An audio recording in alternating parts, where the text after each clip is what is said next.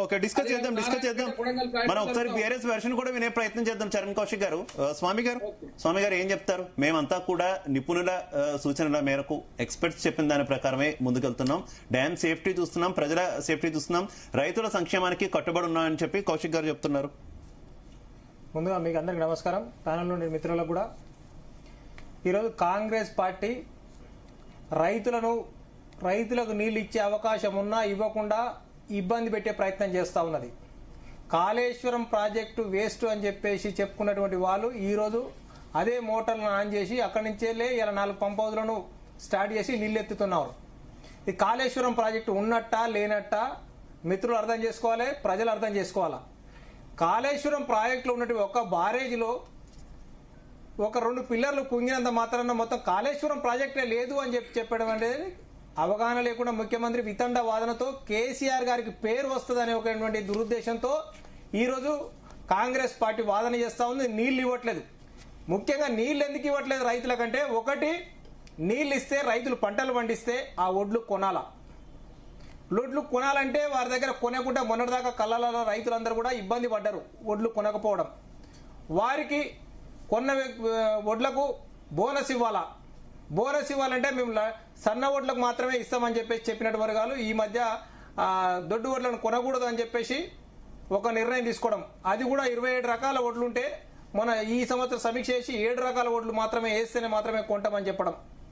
అంటే ఒడ్లు కొనవలసి వస్తుంది. రైతుల దగ్గర గోడాన్లలో ఒడ్లు ఉన్నాయి, ఇక ఈ ఒడ్లు కొని ఎక్కడ చేయాలి, ఈ ఒడ్లు కొనాలంటే పైసలు ఇవ్వాలంటే రాష్ట్ర ప్రభుత్వం దగ్గర డబ్బులు లేదు. కాబట్టి పంటలు వేయనీయకుండా ఆపాలనేటువంటి లక్ష్యంతో కాంగ్రెస్ పార్టీ పనిచేస్తా ఉన్నది. రైతులంతా ఇబ్బంది పడతా ఉన్నారు. మేధావులు, రిటైర్డ్ ఇంజనీర్లు, గతంలో వీళ్ళకి సలహాలు ఇచ్చినటువంటి ఇంజనీర్లు కూడా ఇప్పుడు నీళ్లు ఎత్తకుంటే తప్పు పడతా ఉన్నారు. హైదరాబాద్కు మంచినీళ్లు కావాలన్నా కూడా ఇప్పుడు ఆ ప్రాజెక్టులో భాగంగానే హైదరాబాద్కు రావాలా. కానీ ఇలా మల్లన్న సాగర్కు లింక్ చేస్తూ హైదరాబాద్కు నీళ్లు తెస్తా అని చెప్పేసి ముఖ్యమంత్రి గారు మాట్లాడతారు ఒక దగ్గర. దీనికి అనుసంధానంగా కొండపోచమ్మకు అనుసంధానంగా అక్కడ ఉన్నటువంటి యాదాద్రి జిల్లాలో ప్రాజెక్టు శంకుస్థాపన చేయడం జరుగుతుంది. కానీ గంధమల్ల ప్రాజెక్టును కానీ అప్పుడు ఈ హైదరాబాద్ అక్కడ కాళేశ్వరం ప్రాజెక్టే లేకపోతే మల్లన్న సాగర్కి ఎట్లా నీళ్ళు వస్తాయి, అక్కడి నుంచి కొండపోచమ్మకి ఎట్లా నీళ్ళు వస్తాయి, అక్కడి నుంచి వెళ్ళి గంధమల్లకి ఎట్లా వస్తాయి, గంధమల్ల ఎట్లా శంకుస్థాపన చేసిడు ముఖ్యమంత్రి గారు సమాధానం చెప్పాలి. అంటే పూటకొక మాట మాట్లాడతారు. ఆయనకు అవకాశం ఏంటంటే అట్లా మాట్లాడతాడు, తెల్లారి ఇంకో తిరిగి మాట్లాడతాడు. 1,00,000 కోట్ల అవినీతి అంటారు, అది 87,000 కోట్ల ప్రాజెక్ట్ అయితే. అంటే వారు ఏదైనా వాదన చేస్తారు. ప్రజలకు ఏం చెప్పాలి, నీళ్లు ప్రాజెక్టు గేట్లు మూయకుండా కూడా నీళ్లు ఎత్తే అవకాశం ఉంది అని మేము గత 10 రోజుల నుంచి చెప్తూ వస్తా ఉన్నాం.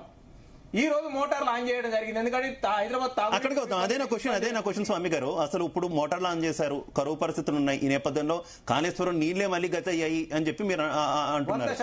కానీ కాంగ్రెస్ నాయకులు మాత్రం గత 2 ఏళ్లుగా మేము ఇప్పుడు దాకా కూడా అసలు కాళేశ్వరం నుంచి ఒక్క చుక్క నీరు వాడకుండానే దేశంలోనే అత్యధిక ధాన్యం పండించిన రాష్ట్రంగా తెలంగాణను మేము నిలిపాము అని చెప్తున్నారు కదా. మరి అదే వాస్తవమా? 100% వారు చెప్పేది రాంగ్, వితండవాదం. మేము అంత పెద్ద ప్రాజెక్టును 3 సంవత్సరాలలో 3 సంవత్సరాలు అంటే దాదాపుగా 11 నెలల్లో 1100 రోజులలో కంప్లీట్ చేయడం జరిగింది.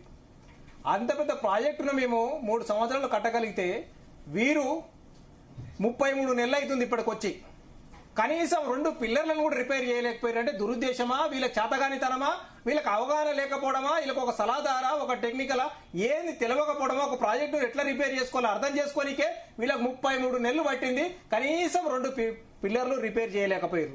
ఇలా మేమే కట్టినామని చెప్తే ఇలా కరెంటు బిల్లు దండగట్టారు. తెలంగాణ రాష్ట్రంలో ఎత్తిపోయాలకు కృష్ణా గాని గోదావరి గాని నీళ్లు ఎత్తిపోతల పథకాల ద్వారా తప్ప గ్రావిటీ ద్వారా నీళ్లు వచ్చే అవకాశమే లేదని నిపుణులు చెప్పడం జరిగింది. వీరు డిజైన్ చేసిన 2 ఏళ్లలో ఎలా పండాయి? 2 ఏళ్లలో తెలంగాణలో పంటలు ఏ రకంగా పండాయి? మోటార్లు ఆన్ చేయకుండా కాళేశ్వరం నీళ్లు తీసుకురాకుండా ఏ రకంగా పంటలు పండాయి? ఈ 2 ఏళ్లలో తెలంగాణలో ఏ రకంగా పంటలు పండాయి? నీళ్లు వర్షాలు రావడం వల్ల పంటలు పడినాయి తప్ప వీళ్ళు పైనుంచి నీళ్లు తీసుకొచ్చి ఇచ్చారా? వీళ్ళు కాంగ్రెస్ పార్టీ గాంధీభవన్ ఆఫీస్ నుంచి నీళ్లు ఇక్కడి నుంచి అక్కడికి ఏమైనా మళ్లించారా? వీటితో వారు అర్థం లేదు వాదన. తెలంగాణకు నీళ్లు రావాలంటే కృష్ణ గాని గోదావరి గాని ఎత్తిపోతల పథకాల ద్వారానే నీళ్లు సాధ్యమవుతుంది. ఏ ఇంజనీర్ కానీ నీళ్లు ఎత్తకుండా నీళ్లు తీసుకొస్తానని చెప్పే దమ్మున్న ఇంజనీరో రేవంత్ రెడ్డి చెప్పగలుగుతారా? అసలు ఎత్తిపోయకుండా, అసలు ఎత్తిపోతే పథకాలు లేకుండా నీళ్లు తీసుకొస్తారా? ఒక నిమిషం నర విజయ్ గారిని అడుగుదాం. విజయ్ గారు మీరు చెప్పండి, ఇప్పుడు ప్రస్తుత పరిస్థితిని ఎలా చూస్తారు? ఇప్పుడు రిటైర్డ్ ఇంజనీర్లు వరద నీటిని